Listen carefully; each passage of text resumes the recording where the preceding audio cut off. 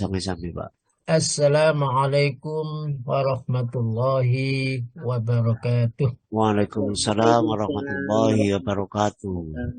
Alhamdulillahi rabbil alamin. Alhamdulillahilladzi asra bi'abdihi laylan minal masjidil haram ilal masjidil aqsa alladzi barakna hawlahu linuriyahu min ayatina. Innahu huwas sami'ul alim.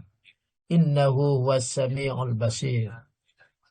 أشهد أن لا إله إلا الله وأشهد أن محمدا عبده ورسوله اللهم صل وسلم وبارك على سيدنا محمد وعلى آله وأصحابه أجمعين.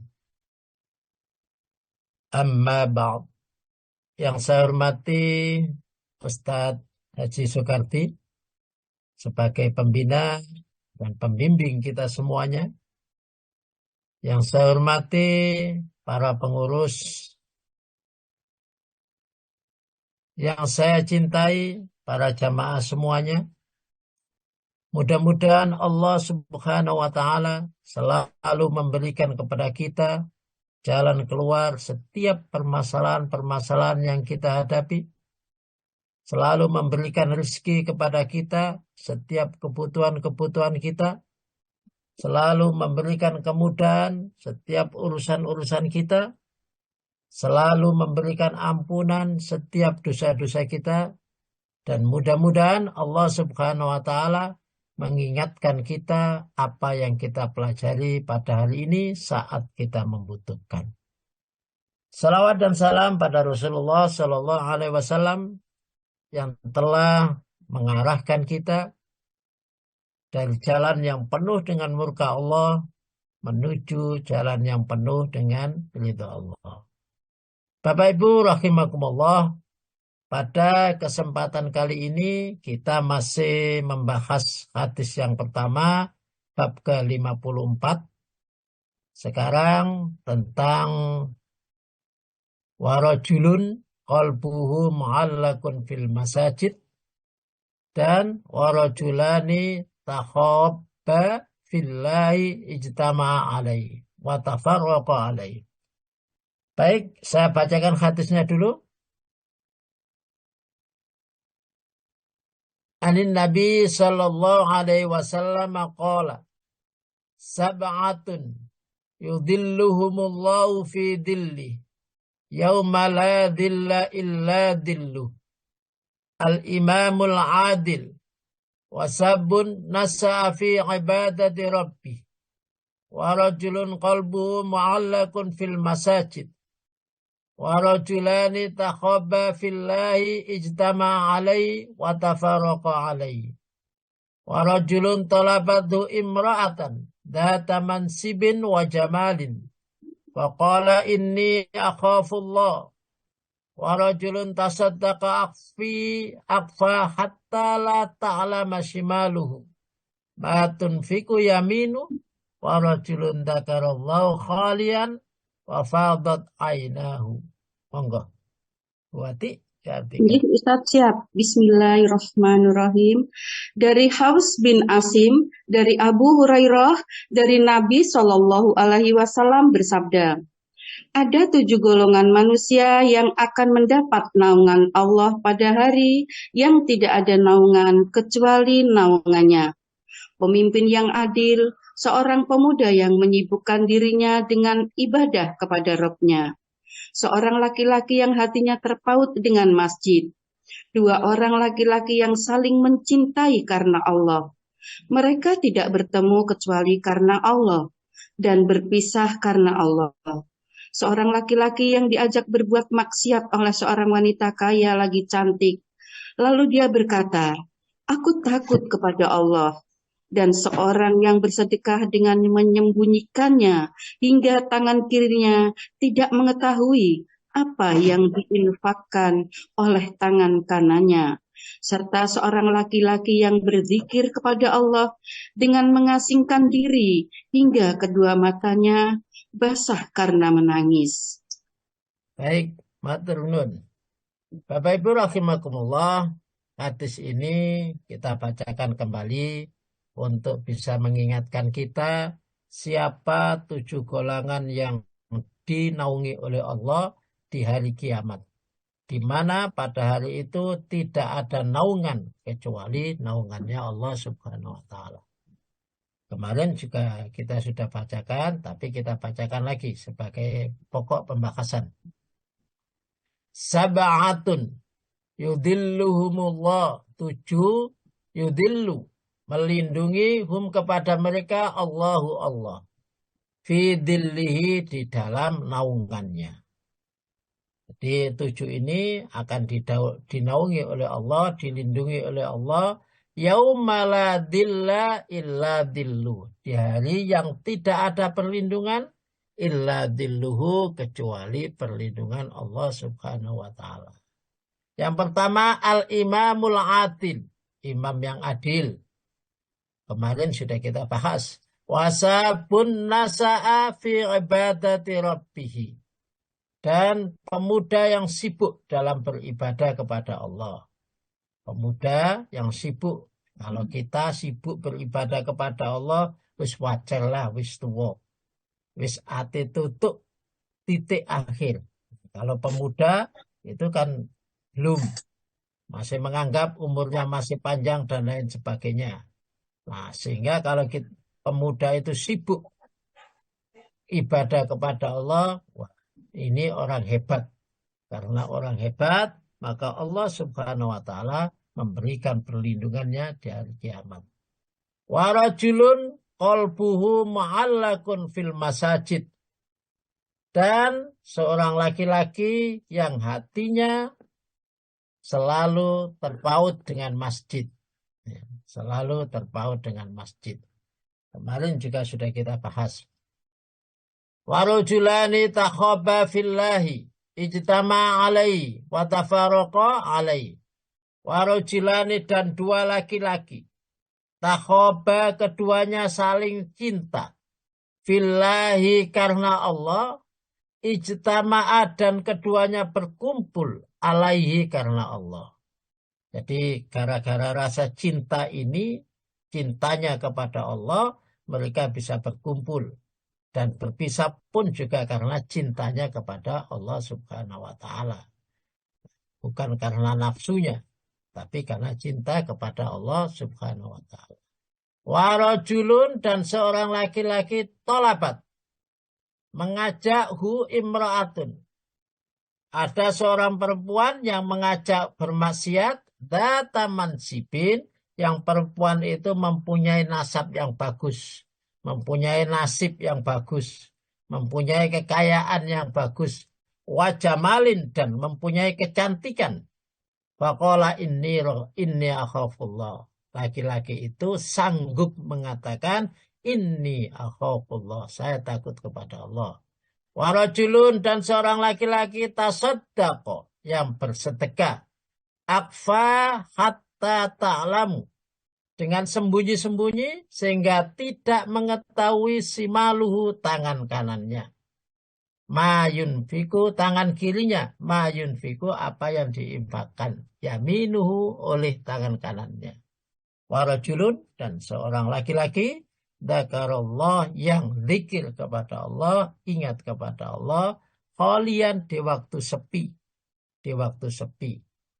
Atau di waktu sunyi.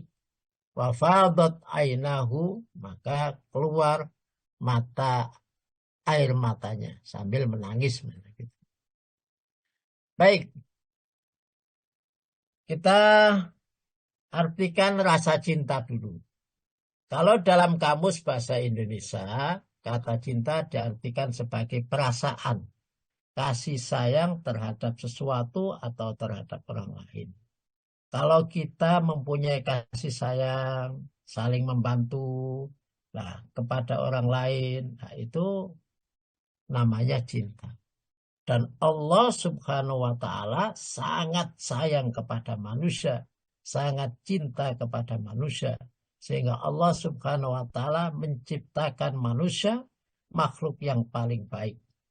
Memberikan kepada manusia kecukupan apapun yang ada di bumi.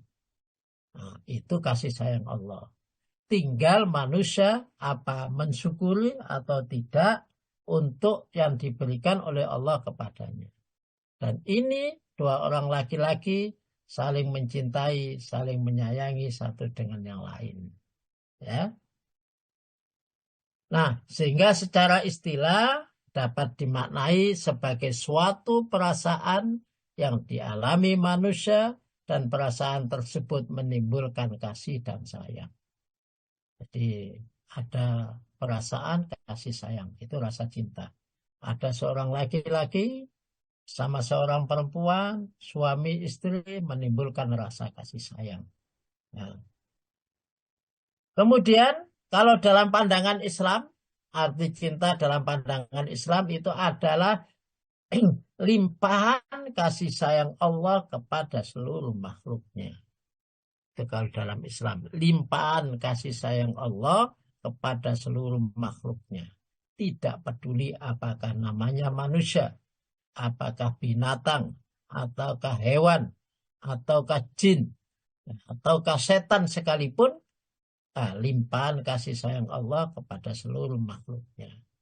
Nah, kalau kepada manusia, diciptakan yang terbaik dan seluruh yang ada sebagai fasilitas manusia untuk mendekatkan dirinya kepada Allah. Nah, dan Allah Subhanahu wa Ta'ala menciptakan manusia dan isinya dengan segala kesempurnaannya. Baik, pada ayat surat ketiga ayat 14. Zuyyina lin-nasi hubbus syahawati minan nisa'i wal-banin والقناطير المقنطرة من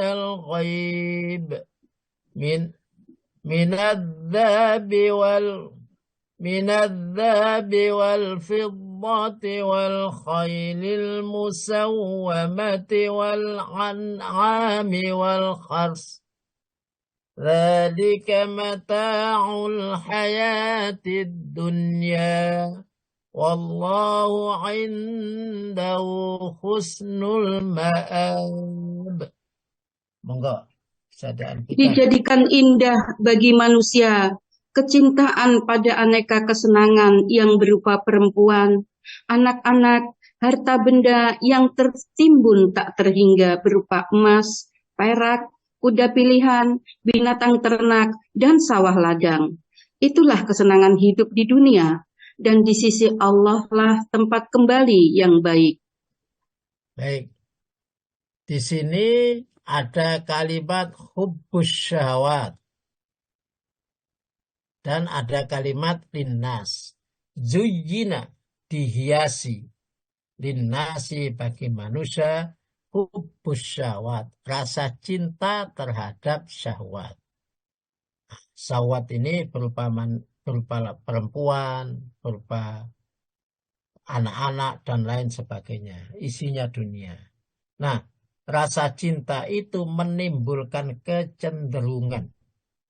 Jadi orang kalau kecenderungan kepada syahwat. Kita suami pada istri, maka cenderung cintanya kepada suami istri. Punya anak, cenderung cintanya kepada anak. Kepada harta benda, cenderung cintanya kepada harta benda. Hatta meskipun jauh, sampai jauh sekalipun, nah mereka berani. Dari Surabaya, ternyata yang dicintai itu ada di Jakarta, mereka mampu nikah kepada orang Jakarta.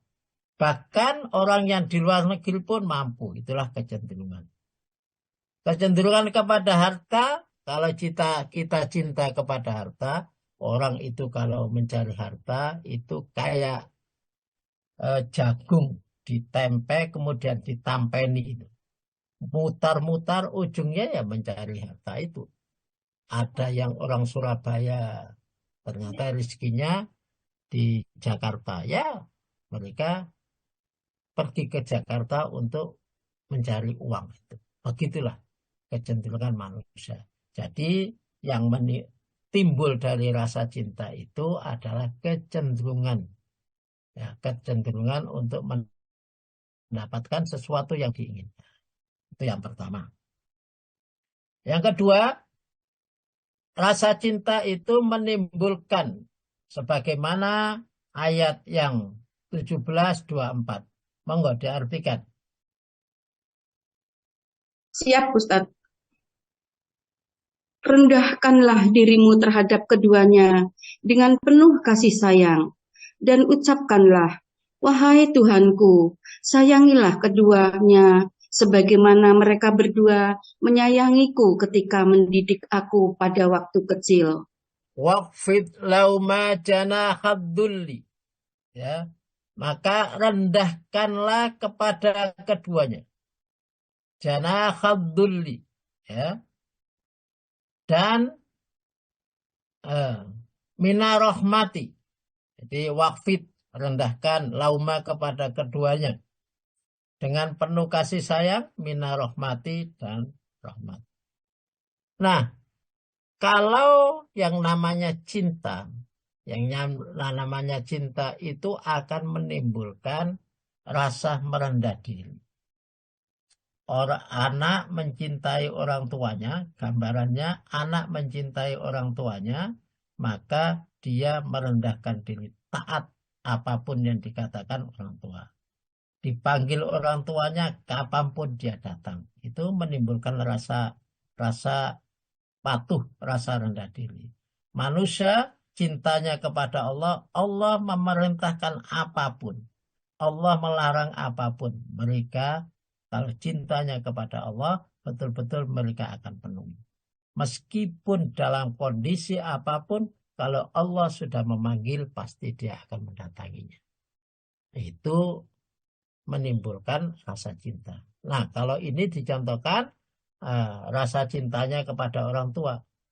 Nah, kalau rasa cintanya kepada orang tua itu, maka kita harus mengatakan, Rabbirhamhuma ya Allah, kasih sayangilah keduanya sebagaimana mereka mengasihi kami sejak kecil. Nah, itu doa untuk kasih sayang kepada orang tua. Tapi pada dasarnya siapapun kita, kalau pada orang cintanya kepada orang tua, maka apapun yang dipanggil orang tua, apapun yang diinginkan orang tua, kecuali kalau keinginan itu melanggar syariat, melanggar Allah dan Rasulnya, maka kita tidak perlu mengikuti, tapi tetap menghormati. Itu jadi yang kedua, rasa cinta itu menimbulkan rendah diri. Kemudian rasa cinta yang terakhir, ya, lan tanalul birra hatta tunfiqu mimma tuhibbun wa ma tunfiqu min syai'in fa innallaha bihi alim. Monggo. Kamu sekali-kali tidak akan memperoleh kebajikan yang sempurna sebelum kamu menginfakkan sebagian harta yang kamu cintai. Apapun yang kamu infakkan, sesungguhnya Allah Maha mengetahui tentangnya. Lan tanalu, tidak akan memperoleh kalian semua albiro kebaikan. Hatta tunfiku, sehingga kamu sekalian mampu menginfakkan, memberikan mimma tuhibbun dari sebagian yang kalian cintai. Dari sebagian yang paling kamu cintai. Jadi rasa cinta itu akan menimbulkan apapun yang kita cintai bisa kita kasihkan kepada orang yang kita cintai. Kalau kita belum mampu mengasihkan sesuatu yang kita cintai, maka itu belum namanya rasa cinta. Nah, kalau rasa cinta betul-betul cinta, maka mampu untuk memberikan apa yang betul-betul kita jaga, maka kita berikan kepada yang paling kita cintai. Suami istri juga begitu. Maka karena saling cintanya, maka yang dijaga bertahun-tahun diberikan hanya kepada suaminya, hanya kepada istrinya. Wa ma tunfiqu min syai'in, dan apapun yang kamu berikan, fa innallaha bi alim, Allah Subhanahu wa taala pasti akan mengetahuinya. Jadi kita tidak perlu ragu-ragu, ya. Kalau memang kita cinta kepada Allah, apapun yang kita berikan kepada Allah, Allah akan mengetahui. Allah tidak akan lupa. Bighafilin amma ta'malun, terhadap apapun yang kamu kerjakan, Allah tidak akan lupa. Nah, kemudian Allah juga tidak akan ingkar akan janjinya. Nah, itu tanda kita mencintai kepada seseorang, itu berarti kita mampu memberikan sesuatu kepada orang yang kita cintai. Yang kita berikan adalah sesuatu yang paling kita cintai. Baik, kita lanjut. Nah, yang selanjutnya, warajulani takhabba fistima'a alaihi wa taqarraba alaihi. Masih tetap. Nah, cinta karena Allah, maka apapun yang kita miliki, kesimpulannya, apapun yang kita miliki, yang kita cintai, membutuhkan, maka apapun yang kita miliki, kita berikan. Jika Allah memberikan, jika Allah memerintahkan, apapun yang kita cintai, kita akan berikan. Saumpama Allah menyuruh kita berinfak, maka kita pun juga berinfak. Allah menyuruh berzakat, maka kita pun juga berzakat. Karena cinta kita kepada Allah, maka kita akan berikan. Maka kita akan laksanakan perintahnya. Kita menghadapi, ketemu dengan orang yang membutuhkan, kita ingat bahwa Allah memerintahkan untuk membantu. Maka kita berikan kepada mereka apa yang bisa kita bantu. Itu karena cintanya. Nah, setinggi kekuasaan, setinggi apapun kekuasaan, setinggi apapun jabatan yang ada di pundak kita, kalau kita yang kita cintai memanggil, maka kita sanggup merendahkan ego kita demi yang kita cintai. Nah, ini dua pemuda, ya, dua pemuda yang cintanya kepada Allah, gara-gara cintanya kepada Allah, mereka berkumpul juga karena Allah, mereka berpisah pun juga karena Allah. Sehingga perkumpulannya karena nama Allah, demi Allah, nah, karena Allah, maka akan menimbulkan sesuatu yang luar biasa. Maka apapun organisasi kita, apapun yang kita ikuti, maka niatkan semuanya itu karena Allah Subhanahu wa taala. Jangan karena jabatan. Kalau karena jabatan bisa masuk angin. Suatu saat kita harus memilih yang paling kita cintai demi Allah, ternyata karena jabatannya menjadi pisah, menjadi permasalahan. Nah, mestinya orang Islam itu karena cintanya kepada Allah, maka berkumpul juga karena Allah, berpisah juga karena Allah. Bukan karena jabatan, sehingga akan terjadi perpecahan. Kalau satunya karena Allah, satunya karena jabatan, satu kekuasaan, maka ini akan menjadi pecah. Nah, dan yang mendapatkan naungan Allah adalah dua laki-laki yang berkumpul. Seseorang yang berkumpul karena Allah, berpisah karena Allah. Nah, kemudian hasilnya lagi, rasa cinta itu adalah kasih sayang.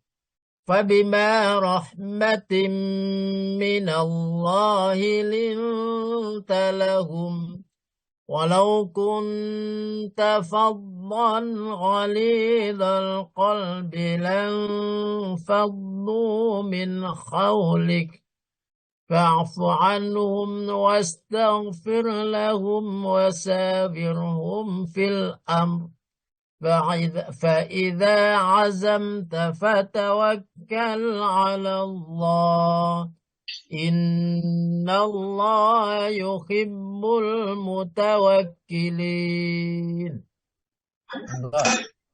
Maka berkat rahmat Allah engkau Nabi Muhammad berlaku lemah lembut terhadap mereka. Seandainya engkau bersikap keras dan berhati kasar, tentulah mereka akan menjauh dari sekitarmu. Karena itu, maafkanlah mereka, mohonkanlah ampunan untuk mereka, dan bermusyawarahlah dengan mereka dalam segala urusan penting. Kemudian apabila engkau telah membulatkan tekad, bertawakallah kepada Allah. Sesungguhnya Allah mencintai orang-orang yang bertawakal. Fabima rahmatim minallah, karena kasih sayang Allah, maka ini karena saling mencintai itu, maka akan menimbulkan sifat kasih sayang.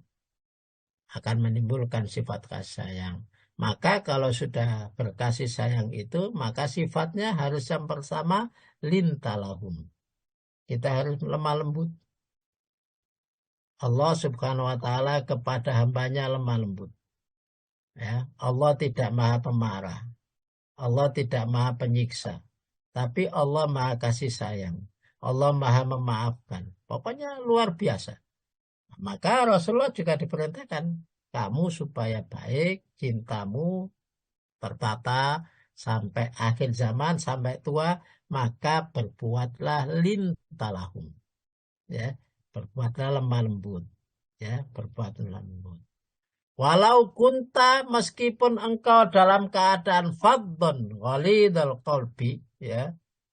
Jikalau engkau itu faddon ghalidul qalbi, keras hatimu.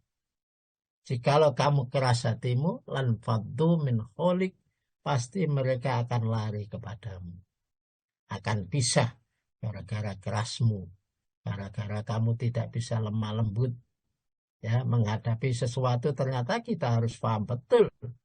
Seumpama kita ini sebagai, ya paling gampang sebagai ustadz, maka kita harus sadar bahwa umat itu ada yang dari tingkat 1, tingkat 2, tingkat 3, tingkat 5. Nah, itu harus sadar betul. Ada yang belum bisa sama sekali. Ada yang bisanya sedikit-sedikit, ada yang ilmunya banyak, semuanya butuh yang namanya naungan. Karena itu janganlah bersifat kasar kepada mereka semuanya. Baik ucapan maupun perilaku. Baik ucapan maupun perilaku.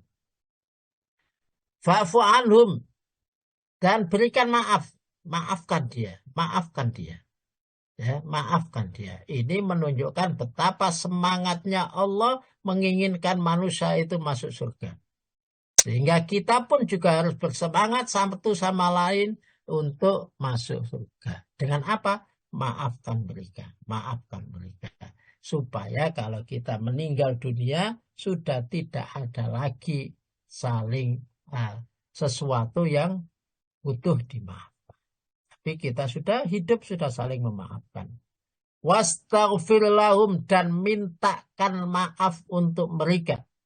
Mintakan maaf untuk mereka. Sehingga ada sahabat Nabi, setiap mau tidur itu minta maaf kepada Allah, memintakan maaf dan mengampuni semua orang-orang yang memberikan kesalahan pada hari itu, dan memintakan maaf kepada Allah.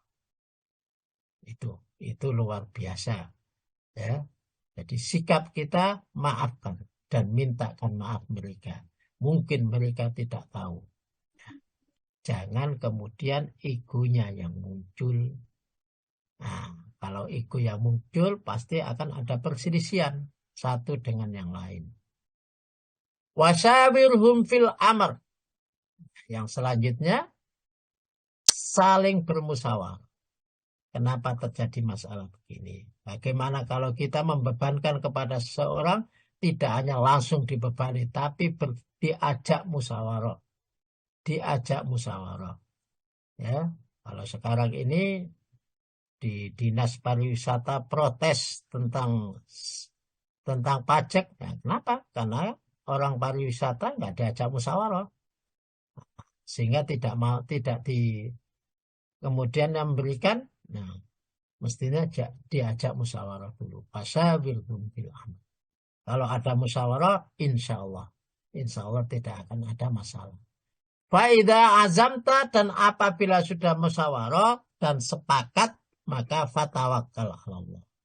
Fatawakkal Allah. Tawakkallah kepada Allah. Bismillah tawakkaltu ala Allah. La haula wa la quwata illa billah. Ya. Dengan nama Allah, saya bertawakal kepada Allah. Tidak ada yang bisa menyelesaikan kecuali Allah subhanahu wa ta'ala. Maka kalimat Bismillah tawakkaltu ala Allah, kalau kita baca pagi hari, kalau kita baca keluar dari rumah, maka dalam hadisnya Allah subhanahu wa ta'ala akan menjaga mereka. Menjaga dari kejahatan orang lain, menjaga dari kejahatan setan, menjaga dari penipuan, dan ditipu orang lain. Maka ucapkanlah Bismillah tawakkaltu ala Allah. Innallaha yuhibbul mutawakkilin. Allah subhanahu wa ta'ala cinta kepada orang-orang yang bertawakal. Nah, ini supaya kita saling mencintai. Kalau dua orang ini mencintai karena Allah, maka itulah yang bisa dikerjakan. Tidak ada rasa keras hati, tidak ada rasa mangkel, tapi yang ada adalah lintalahum. Yang ada adalah lunak. Tidak ada keras hati. Ya, kalau keras hati akan menjadi pisah, akan menjadi menghindar. Yang dikerjakan lagi memaafkan mereka, memintakan maaf kepada Allah, bermusyawarah dalam berbagai macam urusan. Nah, kalau sudah bertawakal kepada Allah, Bismillah tawakkaltu ala Allah, la haula wa la quwata illa billah. Baik, selanjutnya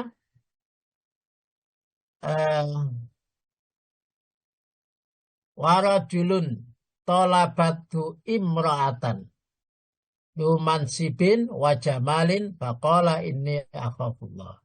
Golongan selanjutnya yang dinaungi oleh Allah adalah warajulun tolabatu imra'atan, seorang laki-laki ya yang diajak seorang perempuan yang mempunyai mansibin, yang mempunyai nasib yang baik, yang mempunyai keturunan yang baik, dari nasab yang baik, wajamalin, dan dari seorang, dan punya kecantikan, faqala inni akhafullah. Ya. Dan mereka mampu mengatakan inni akhafullah. Saya takut kepada Allah. Saya takut kepada Allah. Memang Allah subhanahu wa ta'ala sebagaimana surat Al-Imran, zuyyina linnas hubbus syawat minan nisa. Dunia ini dihiasi. Berarti Allah subhanahu wa ta'ala menjadikan hiasan. Menjadikan hiasan atau background. Background itu kalau dihias itu bisa jadi menjadi tambah baik, bisa jadi menjadi tambah jelek. Tapi kalau hiasan di sini Allah subhanahu wa ta'ala namanya syahwat. Syahwat itu sesuatu yang menjadi luar biasa sehingga kita semuanya pingin untuk mendapatkannya. Yang pertama minan nisa, orang wanita. Wal banin wal qanatir wal muqantarati minad dhahabi wal fiddati. Tapi pada kesempatan kali ini syahwat itu minan nisa, dari seorang wanita. Maka ini menjadi pertama. Kita harus hati-hati. Ternyata manusia wanita itu ada yang punya sifat. Sebagaimana hadis Nabi, meskipun cantik, tapi nafsunya besar. Nafsunya besar. Sehingga dia mampu mengajak seorang laki-laki ya untuk berbuat maksiat. Tapi mereka yang mampu mengatakan inni akhafullah, Allah akan melindunginya. Di dalam hadis Rasulullah Sallallahu Alaihi Wasallam, innad dunya kulluha mata'un wa khairul mata'id dunya al mar'atus sholihah. Monggo. Mana Ustaz? Oh ya. Ya. Dari Abdullah bin Amr bin As, dari Rasulullah Shallallahu Alaihi Wasallam bersabda, sesungguhnya dunia itu semua isinya adalah perhiasan, dan sebaik-baik perhiasan dunia adalah wanita solihah. Ya. Inna dunya kulluha mataun. Sesungguhnya dunia, apapun isinya, baik wanitanya, manusianya, wanita maupun laki-lakinya, atau kenikmatan-kenikmatan dunia, emas, perak, kendaraan, dan lain sebagainya. Itu adalah kata Allah mataun. Ya, mataun. Itu adalah perhiasan saja. Semuanya itu perhiasan. Perhiasan. Maka dengan perhiasan ini kadang-kadang manusia sampai mampu untuk bertengkar, sampai mampu untuk saling membunuh. Itu hanya merebutkan perhiasan, merebutkan dunia. Ya. Jadi maka yang paling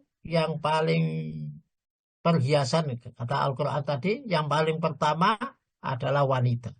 Nah, tapi kata Rasulullah, inna dunya kulluha mataun. Semua perhiasan, baik wanita dan isi-isinya, wa khairun mata'id dunya, dan sebaik-baik perhiasan dunia adalah al-mar'atus sholihah, wanita yang soleh.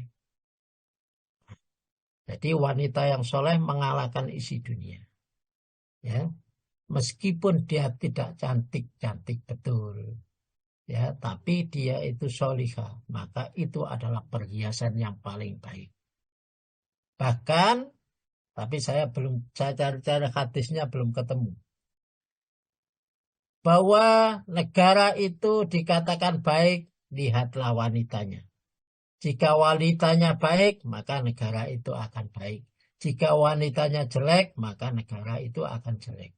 Begitu juga keluarga. Jika keluarga itu baik, lihatlah wanitanya. Jika wanitanya baik, maka dia akan menjadi baik. Tapi jika wanitanya tidak baik, maka itu tidak baik. Maka sebaik-baik perhiasan adalah wanita yang solihah. Jadi kalau kita sudah punya wanita yang solihah, luar biasa. Tenangnya luar biasa. Anak-anaknya juga akan menjadi luar biasa. Ya, kalau punya istri yang solihah, anaknya jadi dan luar biasa. Nah, itu dikarenakan adalah mata udunya al-mar'atus solihah. Wa khairu mata itunya al-mar'atus solihah. Maka berusahalah kita menjadi wanita yang terbaik, yaitu wanita yang solihah. Nah, supaya kita tidak mengajak orang lain berbuat maksiat.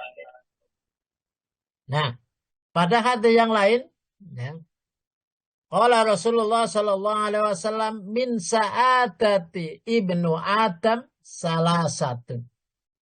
Wa min syikwati ibnu Adam salasatun. Min sa'adati ibnu Adam al-mar'atun sholihah. Wal maskanatus sholih. Wal markabus sholih. Wa min syikwati ibnu Adam al-mar'atus su. Wal maskanus su. Wal markabus su. Monggo diartikan yang bawahnya.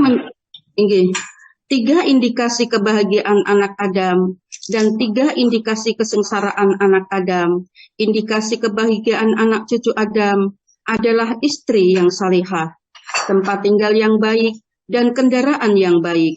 Sedangkan indikasi kesengsaraan anak Adam adalah istri yang berakhlak buruk, tempat tinggal yang buruk, dan kendaraan yang buruk.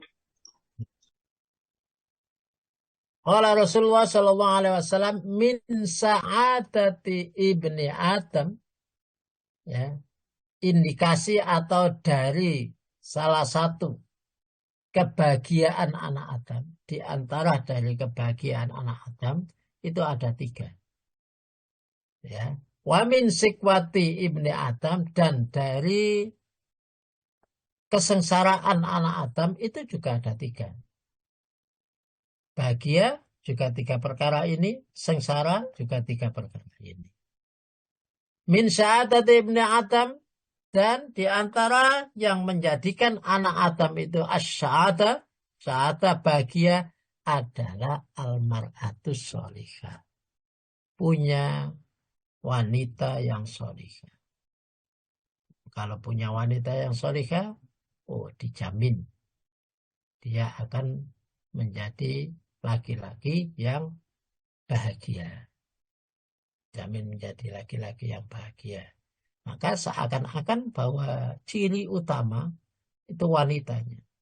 Sehingga kalau menjadi orang ini bahagia, orang ini sengsara, lihat wanitanya saja. Karena wanita itu kadang-kadang kelihatannya laki-lakinya bahagia. Laki-lakinya jenderal bintang 1, wanitanya bisa jenderal bintang 2. Ya. Laki-lakinya ustadz atau kiai, wanitanya bisa di atasnya ustadz atau di atasnya kiai. Itu bisa begitu. Maka kalau dia itu wanita yang sholihah, akan menjadi luar biasa. Wal maskanatus sholih, dan rumah yang baik. Rumah yang baik. Di antara ciri rumah yang baik itu adalah rumah yang ada tempat sholatnya.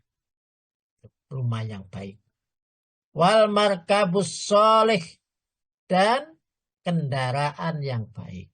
Punya kendaraan, punya istri sholihah, punya rumah bagus, punya kendaraan, luar biasa. Ini lambang orang itu bahagia. Wa min syikwati ibnu Adam, dan di antara kesengsaraan ibnu Adam, almar'atus su, ya, wanita yang jelek, akhlaknya jelek. Sekaya apapun, sebanyak apapun uangnya, kalau wanitanya jelek, akhlaknya jelek, tidak jadi.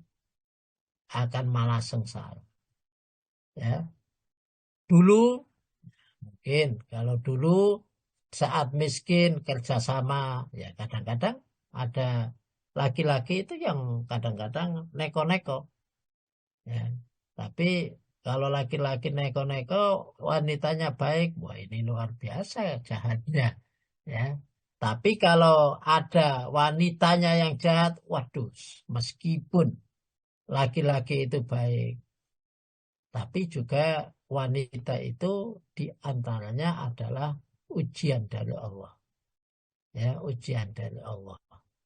Dan beruntunglah jikalau punya jikalau punya wanita yang cerewet tapi baik, pasti anaknya jadi. Itu. Wal maskanusu, dan rumah yang jelek. Wis bojone akhlaknya jelek, rumahnya jelek, kos-kosan pisan, ya. Jadi masalah lagi. Jadi nggak kerasan di rumah. Wal markabusu, dan kendaraan yang jelek. Wal markabusu, kendaraan, punya kendaraan, tapi kendaraan yang jelek. Maka kalau cari kendaraan yang baik, jangan cari kendaraan yang jelek-jelek. Nah, lagi tentang wanita, hadis Nabi Shallallahu Alaihi Wasallam, ya ma'syaron nisa, ya ma'syaron nisa, tasaddaqna walau min huliyakunna, fa inna kunna aksara ahli jahannam yaumal qiyamah. Ya, bawahnya Bu. Halo Bu Wati. Ustadz, siap Ustadz. Telah menceritakan kepada kami Hanad, telah menceritakan kepada kami Abu Muawiyah, dari Al-Amas, dari Abu Wa'il, dari Amru bin Al-Harits bin Mustalik, dari anak saudaranya Zainab, istri Abdullah, dari Zainab, istri Abdullah bin Mas'ud. Dia berkata, Rasulullah Shallallahu Alaihi Wasallam berpidato di hadapan para wanita. Beliau bersabda, wahai para wanita, bersedekahlah walaupun dengan perhiasan kalian, karena sesungguhnya kebanyakan penghuni neraka jahanam terdiri dari para wanita. Ya ma'syaron nisa. Atau benar Rasulullah Shallallahu Alaihi Wasallam berpidato kepada kami, Rasulullah Shallallahu Alaihi Wasallam faqala dan bersabda, ya ma'syarul nisa, wahai para wanita, tasaddaqna, perbanyaklah sedekah, perbanyaklah sedekah. Ini berarti jalan keluar. Sedekah itu bagi wanita adalah jalan keluar. Ya, jangan medit-medit karena wanita itu bersedekah itu jalan keluar. Walau min huliyekunna, meskipun dengan, kalau ayat yang lain, walau meskipun dengan sebutir kurma, tapi di sini meskipun dengan emas perhiasan kalian, sedekahlah. Kalian punya perhiasan, sedekahlah. Kenapa? Fa inna kunna, maka sesungguhnya aksara ahli jahannam, kebanyakan daripada ahli jahannam yaumal qiyamah, fa inna kunna, karena sesungguhnya kunna wanita itu aksaron, lebih banyak ahli jahannam di dalam neraka jahannam yaumal qiyamah, di hari kiamat. Nah, wanita itu kebanyakan masuk neraka, atau bukan kebanyakan, tapi diartikan antara laki-laki dan perempuan itu banyak perempuan yang masuk neraka. Maka perempuan perbanyak sedekah, perbanyak sedekah, perbanyak sedekah. Itu jalan keluarnya, ya. Nah, kenapa wanita kok banyak masuk neraka? Maka Rasulullah SAW, nah, di dalam hadis yang lain, ya ma'saron nisa tasaddaqna wa aksirnal istighfar fa inni ra'aitu kunna aksara ahlin nar fa qalat imra'atun minhunna jazlatun wa malana ya Rasulullah aksaru ahlan nar qala tuksirnal la'na wa takfurnal ashir wa ma ra'aitu min naqisatin ukulin wa dinin aghlaba di lubbin min kunna. Qalat Rasulullah sallallahu alaihi wasallam wa ma nuqsanul aql wa din qala amma nuqsanul aql fa syahadatun imra'ataini ta'dilu syahadatan rajulun wa hadha nuqsanul aql wa tamkusul layal ma tusalli wa tuftiru fi Ramadan pada nuksaruddin. Rasulullah Shallallahu Alaihi Wasallam bersabda, wahai para wanita, tasaddaqna, bersedekahlah kalian, banyak sedekah. Wa aksirnal istighfar, dan perbanyak istighfar. Jadi memang sedekah dan istighfar itu adalah jalan keluar. Tidak hanya laki-laki maupun perempuan. Sedekah dan istighfar itu adalah jalan keluar. Tapi ini nasnya itu Allah Subhanahu Wa Taala, Rasulullah Shallallahu Alaihi Wasallam mengkhususkan kepada wanita. Berarti wanita harus memperbanyak itu. Nah, ya ma'syaron nisa, wahai para wanita, tasaddaqna wa aksarul istighfar. Perbanyak sedekah dan perbanyak istighfar. Kenapa? Fa inni ra'aitu, sesungguhnya saya melihat kunna, kalian semua wanita, aksara ahlin nar, kebanyakan daripada ahlin nar itu adalah wanita.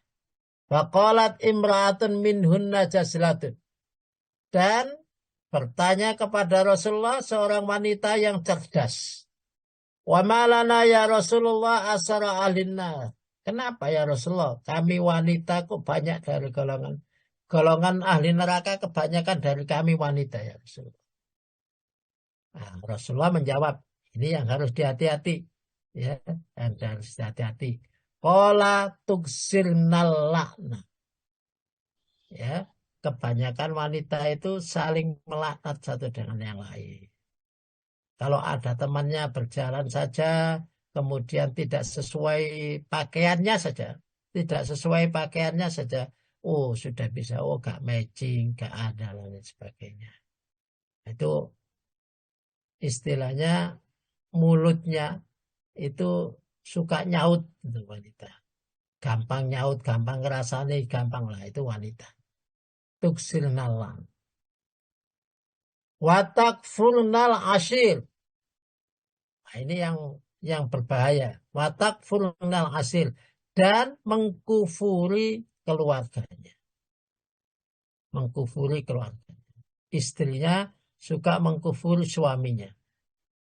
Nah, jadi kalau di dalam hadis itu Rasulullah mengatakan bahwa suaminya sudah memberikan A, B, C, D, E, F atau sampai F atau sampai A sampai Z dikasih dilengkapi oleh suaminya, tapi satu saja Z itu tidak diberikan.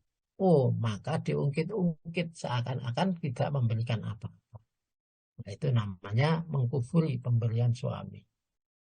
Satu saja yang tidak dituruti saumpama, maka dia mengatakan, oh sampean itu gak iso popo dan lain sebagainya.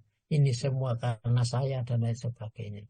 Nah, padahal saat kerja dulu, saat pensiun saja, mereka nggak bisa berbuat apa-apa. Nah, karena tua, nah, kemudian mereka mengatakan bahwa laki-laki tidak bisa apa-apa. Nah, wa ma ra'aitu min naqisatin, dan saya melihat wanita itu kurang akalnya, wadinin dan kurang agamanya. Nah, kurang akalnya itu Rasulullah SAW ya mengatakan yang namanya kurang akal itu ternyata Allah Subhanahu Wa Taala memerintahkan saksi itu adalah 2 wanita 1 laki-laki. Nah, itu namanya kurang akal. Bahada nuksonul akal. Ya, nuksonul akal itu adalah wanita 2, laki-laki 1. Itu kalau saksi. Kalau kurang agamanya, ya, kurang agamanya, maka watam kusul layali, matusolli watufratu.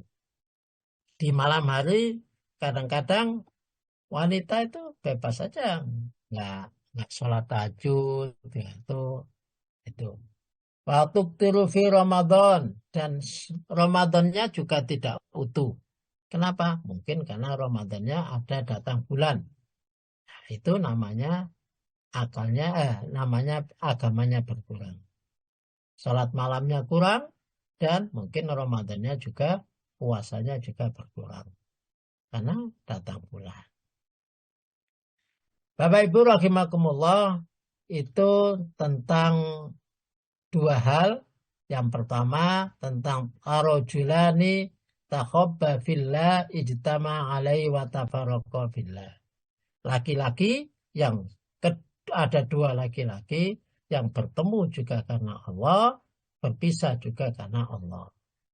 Dan yang kedua adalah laki-laki yang diajak orang perempuan, yang perempuan itu mempunyai nasab yang baik, mempunyai nasib juga baik, juga mempunyai kecantikan, dia mampu mengatakan ini akhafullah, saya cinta pada Allah Subhanahu wa Ta'ala. Saya takut kepada Allah Subhanahu wa Ta'ala. Dan wanita adalah sebagaimana yang saya jelaskan. Ada wanita, mereka banyak menjadi penduduk neraka, maka Rasulullah SAW memberikan jalan keluar. Banyak sedekah dan banyak infak. Banyak sedekah dan banyak infak bagi wanita. Nah, itu yang bisa saya sampaikan pada pagi hari ini. Kami serahkan kembali kepada Pak Alwi. Monggo Pak Alwi.